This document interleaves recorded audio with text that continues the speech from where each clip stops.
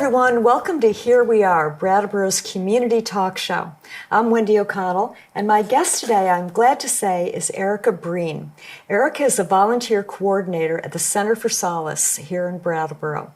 A lifelong Brattleboroian, Erica was raised on Fairwinds Farm, a draft horse-powered farm run by her parents, Jay and Janet Bailey, who I'm sure a lot of you are familiar with. Erica and her husband, Jason Breen, a fine furniture maker, have their own mountainside homestead in West Brattleboro, where they raise their children along with animals, vegetables, and a sugar bush. Also a poet, Erica's work has been published in literary magazines and journals, and last year she was nominated for the Pushcart Prize. Welcome, Erica. Thank you so much. It's fun to be here. Oh, good. Fun so far is good. Let's hope it gets to be more fun, too. So, Erica, I think so many of us are familiar with Fairwinds Farm. And for me, of course, what comes to mind are the sleigh rides and the hay rides that your folks and your family always made available to the community. As part of the Earthbridge Community Land Trust, could you tell us just give us a little snapshot of what that is? Earthbridge Community Land Trust is a tiny little land trust. I think somewhere around 500 or 600 acres total in Putney, Brattleboro, and Westmoreland, New Hampshire, and up to Westminster West. Mm-hmm.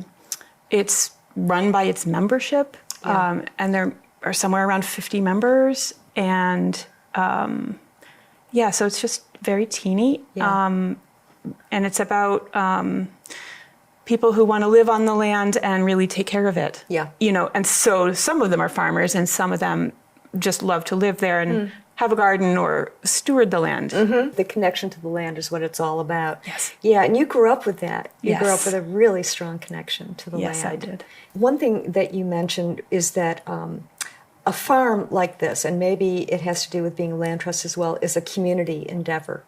And so you're engaging not only with the community, but the community is likewise engaging with you, whether it's through a CSA or coming to the farm and seeing the animals and that kind of interaction. Sure. All the school kids would come. Many people from out of town, too, come here for the week of winter vacation to do, the winter carnival things. And one of the things was going for a sleigh ride. Yes. So my siblings and I would help. We would take people's money. We would help switch the horses out. We would sometimes drive the sleigh. Mm-hmm. And we just felt included both in the people side and in the farm side. So. Yeah. And I would think that you would get to certain ages where you were able to do various other things on the farm. So that was part of growing up with the farm itself, too. Yes. Recently, StoryCorps came to town. And you and your mother were part of that. And StoryCorps, for folks who might not know, it's a partnership of Vermont Public. And they are calling stories from folks all over Vermont. And then those stories are going to the Library of Congress. So you and your mom told a really wonderful story back and forth of each of you growing up on farms. It really affects you to grow up knowing that life and death are a process that weave together and that enhance each other. So, like in a forest, the leaves fall and the dead leaves slowly decompose and they enrich the soil that helps the tree grow. And so that's death weaving into life and supporting life. And that's a perspective that I'm so grateful to have grown up with. Also, the fact that it's so grounding, I would think, literally, in so many different ways. But that runs through, so we're going to talk about some of the ways that runs through the things that you've done in your life. Your folks now are still living on the land, but there are new folks that have come along to be stewards of that land and have their own farm going on.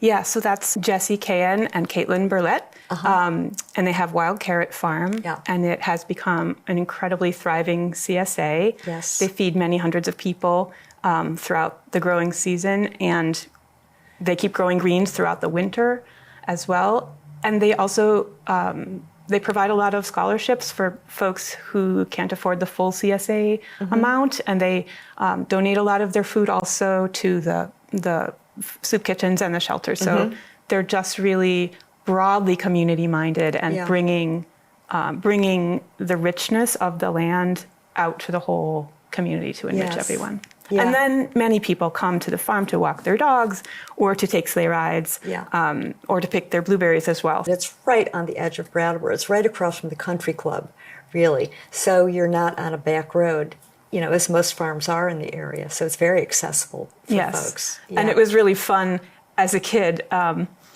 We used to have pigs, and, you know, so a sow will have maybe 12 piglets. Wow. And they're really cute when they're little, and then they get a little bigger and they get to be able to run, and they can slip out under the fence. They're not high enough to touch the electric fence yet. They slip out and they're in herds and they go racing around, and they would go across the road and race around on the country club, and we used to think it was the funniest thing to see them. The golfers liked it too. Did they? Well, that was something they didn't expect to see coming, right? Yeah. That's very cool. What a great mix of the community. One thing I did want to mention is you talked about your dad and how there are various farming conferences. They probably don't call them conferences, but with farmers, regional farmers getting together. And I think it was there that he saw somewhere either a bumper sticker or a sign that said, "Make America Graze Again." And he took that and put it on his truck. Yep. He thinks that that's the best interpretation of those syllables. You know, grass is like the native food of cows and sheep and even chickens. You know, we feed them grain, but really they want a mixture of growing live things, and that's what makes them the healthiest. So grass farming is, it's up and coming. Yeah. So you've got, and do they still have draft horses? They still have draft horses. So when Jesse and Caitlin moved to the farm, they learned about how to use horses from my folks. My folks were in the business of teaching other farmers how to use draft horses for cultivating vegetables, for making hay, for anything that a modern farm might use a tractor for. Yeah. And so Jesse and Caitlin learned that skill and have continued it. So it's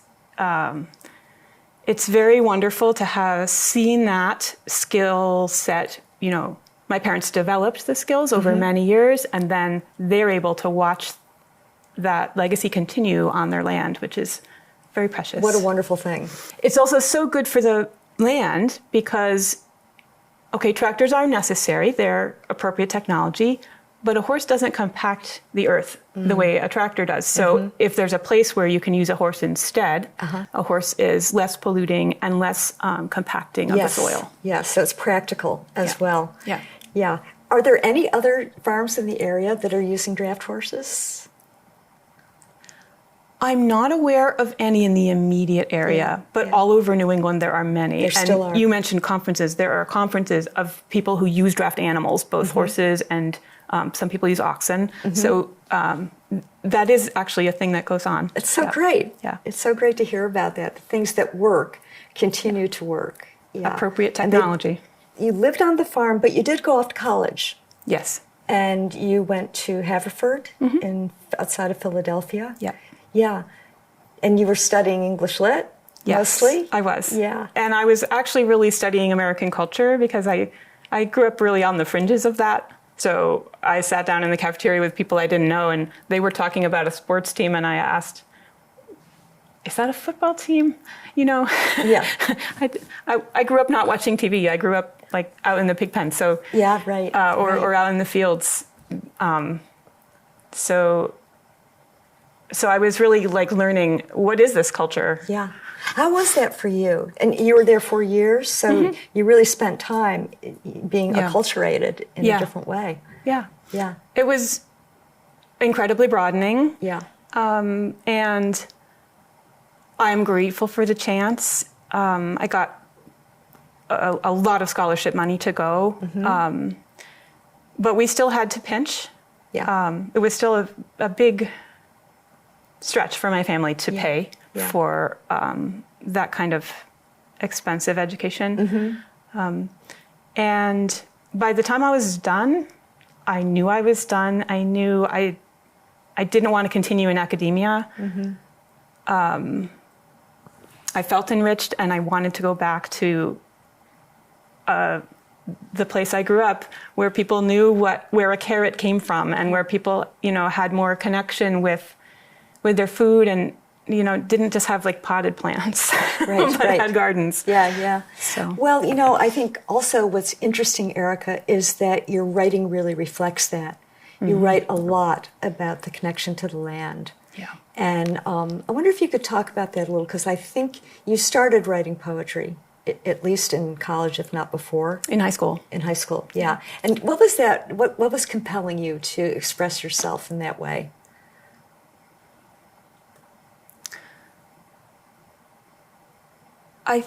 So poetry speaks in a nonlinear way. And that makes it something you can play with, experiment with, and learn from in a way that really attracts me. It can be a more organic process than an essay, an English essay, where you're trying to prove a certain point. So I think that's my attraction, and I guess I would say it's maybe connected to the organic process of decomposition or growth or fertility. Any of those are nonlinear. The ingredients in your compost pile go in, and they can be all different, diverse things, and you pile them and layer them and sift and wait and give the right live things to help them break down, and then you get magic. Right. So. Right. That's beautiful. That's great. You said, I believe this, correct me if you didn't say this, but you talked about poetry in the evolving connection with the earth, and that you're fascinated by the cycles humans share with our fellow creatures. Yeah. So that's pretty much what you said, but it's an organic process. You're talking about an organic process, and then the organic process of writing as well. Yes. Yeah. Do you get to do much of it? Do you have time set aside for writing? Yes, I set aside one morning a week to work on my writing, and that's a combination of new writing, which is by hand in my journal. And then after I've done that for a bit, I'll set it aside and go to working on something I've already written, to play with it, to revise it, to bring it up. And then after I've done that for a bit, then I spend some time usually on the more public-facing, or taking a finished work and submitting it, or working on getting some poems out into the world. Yeah. And how is that feeling for you, bringing your expression out into the world and having it in black and white in a journal that gets distributed? It's amazing, sometimes frustrating, but when I meet someone who's read a poem of mine and that has spoken to them, that's the most beautiful thing. Right. To because you never know, are your ideas going to speak to the reader? And when you hear that they have, then Yes, it's very satisfying, I would think, and fulfilling. And grounding and inspiring. Yeah, there is something here. I can do this again. Your farm, does your farm have a name? Sweet Rock Farm, we call Sweet it. Rock Farm, okay. And you're in West Brattleboro, and you and your husband Jason have been working that farm for quite a while. You're pretty young. Jonas is 21, so this Christmas, 22 years that we've been living there. And he's a one-of-a-kind custom fine furniture maker. Yes. He does beautiful, beautiful work. You homeschooled your kids? Yes, so both kids, K through 12.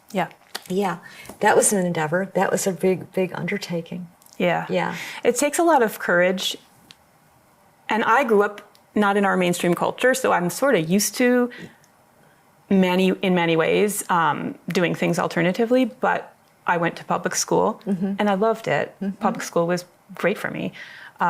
It took a lot of courage to decide not to go that route.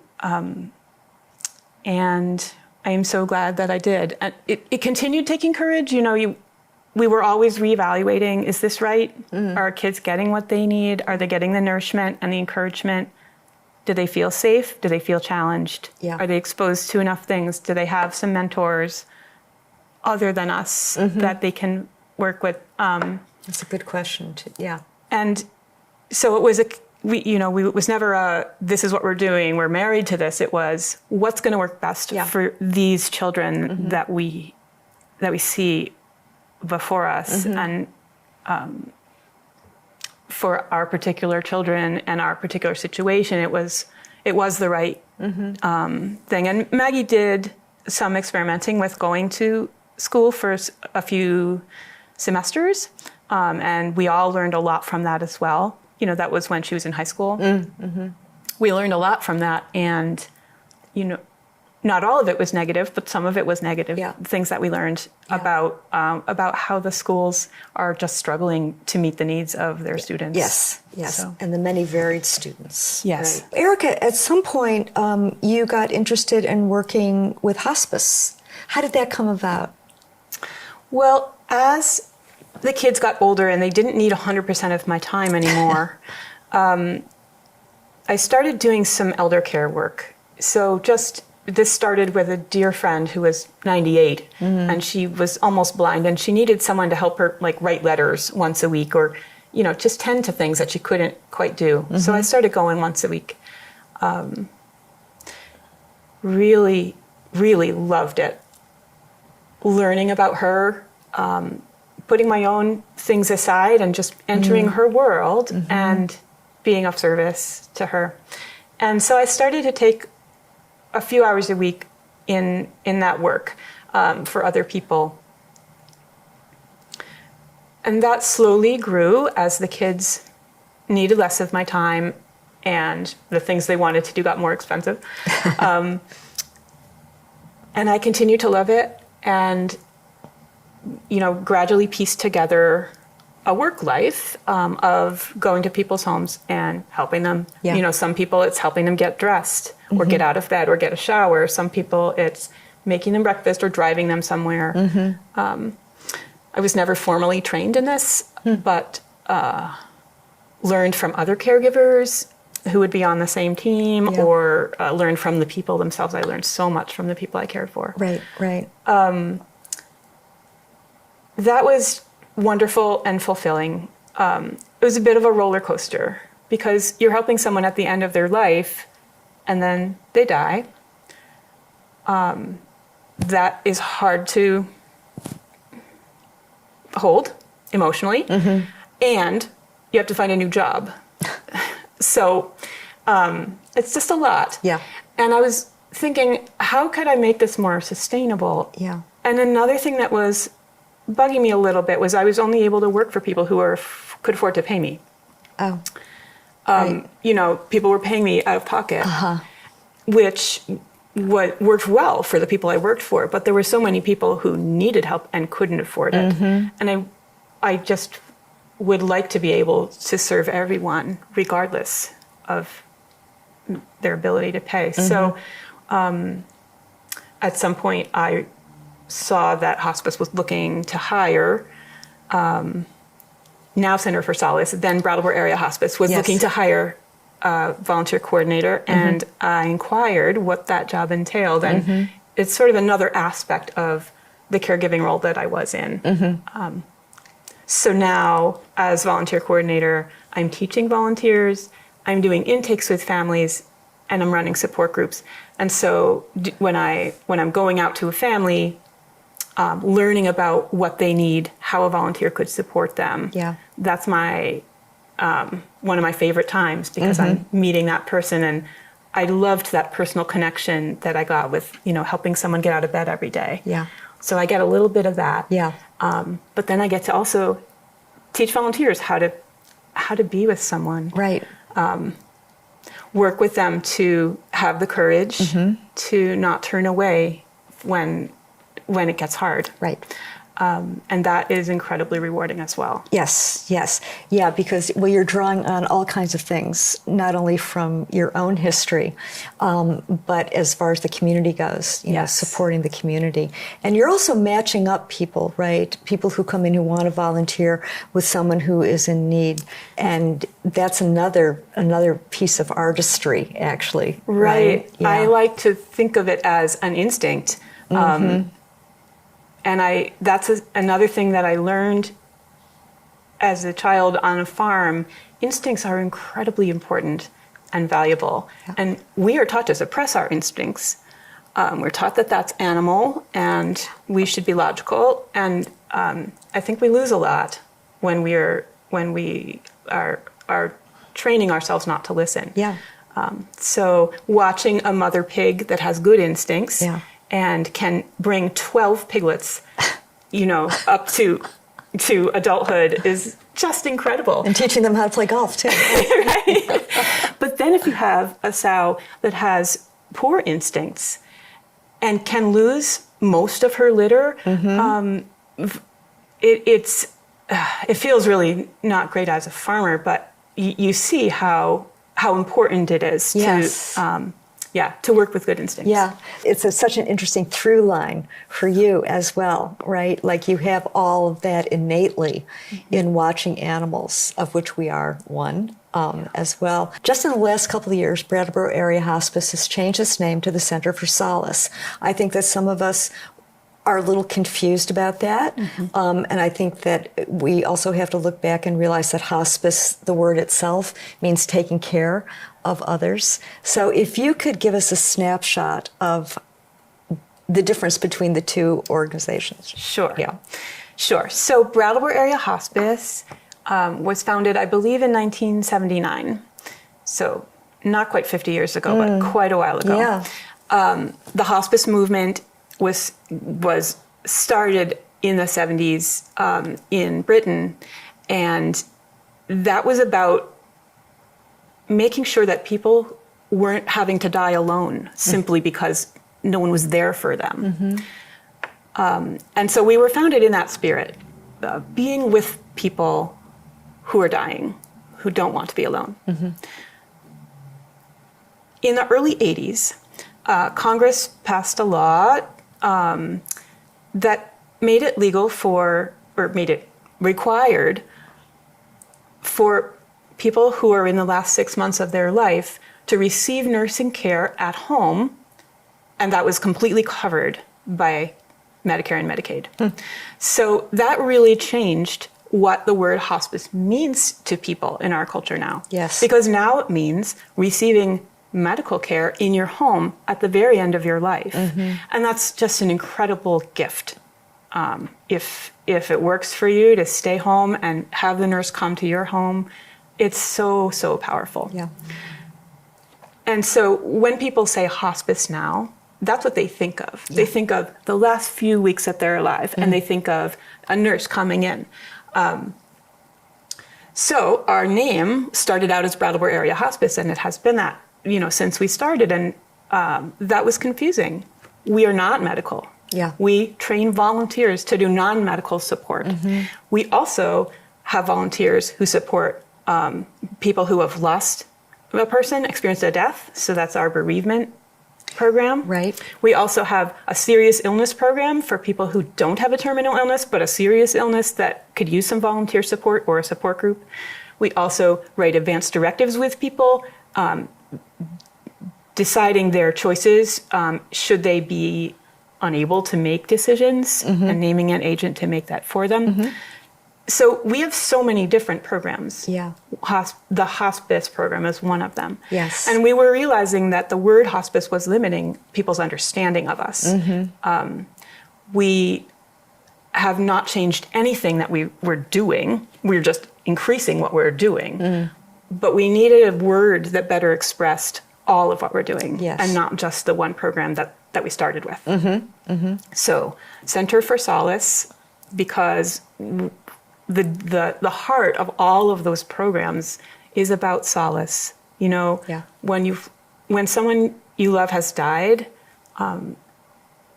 you need solace, and you looking for it, and that's one thing that we can provide.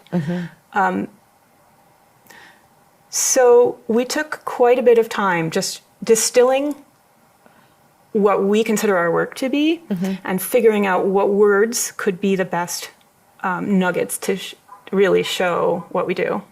And we chose Center for Solace. Yeah.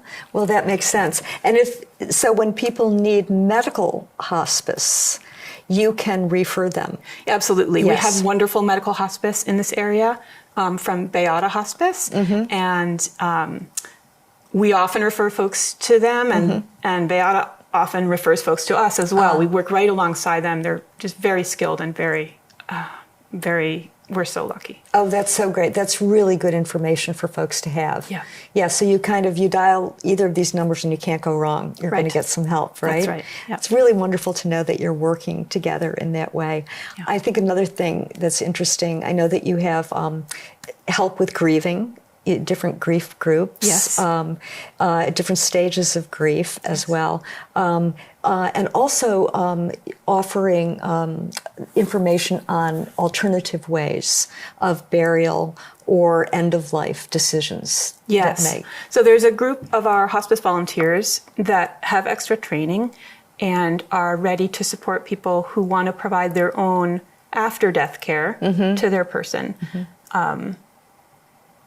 It's not widely known that it is perfectly legal and practical, often, if it's an expected death and someone is dying at home from a known cause, that you can do the things we think of as a funeral home's job. You can do those in your home. You can keep the body cool and clean it and wrap it and prepare it and have a vigil if you want, and put it in a coffin or a shroud and get the proper permits, and then take it to the cemetery or the crematory. Or we now have alkaline hydrolysis, and we also have terramation now in Vermont. So those are additional options. Oh, that's really interesting. Yes, so any information that people want, they can call Center for Solace. That's really wonderful. Yeah. What a great part of our community to have available. It really is. And it's one other amazing part about it is, so we are not funded by Medicare and Medicaid. We are absolutely not tied to any government strings. And our services are free to everyone. Yeah. And what funds us, 2/3 of our operating budget comes from Experienced Goods, the thrift store. That's amazing.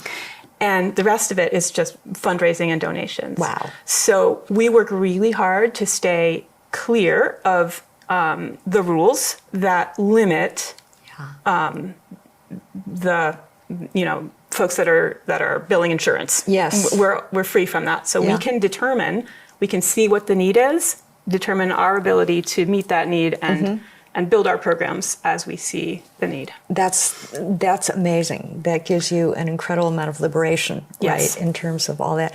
Great to know that Experienced Goods is bringing in that kind of revenue. Yeah, so you can support us just by donating your old stuff to Experienced Goods. Right, and shopping there as well. Yeah. And I also wanted to give a shout out to Hallowell Singers, which is another big part of yes. this. It's incredible. When I go to do an intake, I can see what would most be helpful to a family. Do they need a volunteer? Would they like to have us sing? And their eyes just they would come here to sing to me. When can they come? It's just incredible what a gift it can be to offer. Yes. To offer that song, and I love that that's part of my job. Oh, that's really wonderful. Yeah. Between poetry and offering that kind of thing, it's the nonlinear things, that are often the most powerful, right? Yeah, for helping people and bringing solace. Right. And also without anything around it, just offering this really beautiful thing to folks. Well, that's so one thing that we teach our volunteers when they're getting ready to go out and meet their first hospice client. We really teach them, to stay away from the thought pattern of I'm going to fix things. Yeah, right. I'm going to be a helper. Yeah. you may do some things that will help, but the most important thing is that we come without an agenda, that we come embodied in ourselves with our presence. That's the gift. Yeah. That is the most helpful and the most wanted. And if we can leave our agenda and our wanting to be useful to the side and simply be, then that's really the best support for anyone, in whether they've lost a loved one or whether they are losing a loved one, or whether they are just received a diagnosis and are trying to face it. Just being with the person. Yeah. Yeah. That's wonderful. Erica, thank you so much. You're welcome. It's really wonderful to hear what you're doing, and also the way you're expressing your life in all these different ways, that is bringing solace, and also a different point of view about these things. So thanks for being with us. Thank you so much. Yeah. Thank you all for being with us today, too, and hearing about Erica and the life that she's lived in Brattleboro over these years, and bringing up her family and writing and being part of the Center for Solace. And do keep that organization in mind. They've been with us for these many years. An amazing resource that we have here, amazing people who are involved in it, too. So tune in again. We'll be back.